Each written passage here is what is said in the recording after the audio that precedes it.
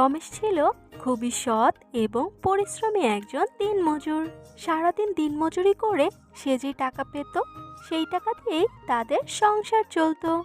তার বাবা অনেকদিন আগেই মারা গিয়েছিল। সে তার মায়ের সাথেই নন্দীপুর নামের একটি ছোট্ট গ্রামে বসবাস করত।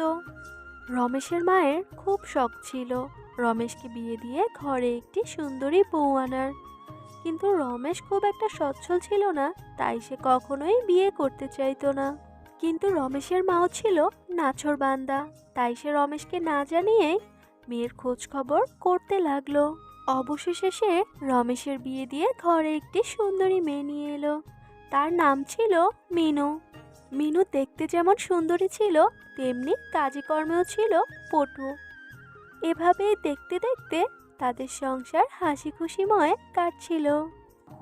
এরই মধ্যে শীতকাল চলে এলো, আর এবছর শীত অনেক বেশি পড়তে লাগলো।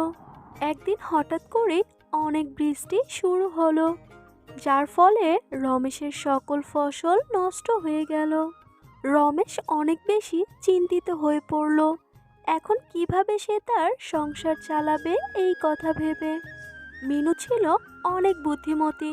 সব কথা শুনে মিনু বলল সে অনেক ভালো সামোচা বানাতে পারে, আর এই শীতের মধ্যে সামোচার একটা ঠেলা খুললে সেখান থেকে অনেক বিক্রি হবে। এই কথা শুনে সবাই রাজি হলো। এর পরের দিন সে একটি ঠেলা খুলে সামোচা বিক্রি করতে লাগলো। শীতের মধ্যে সবাই গরম গরম সামোচা খেতে অনেক পছন্দ করতে লাগলো, আর ধীরে ধীরে তার কাস্টমার বাড়তে লাগলো।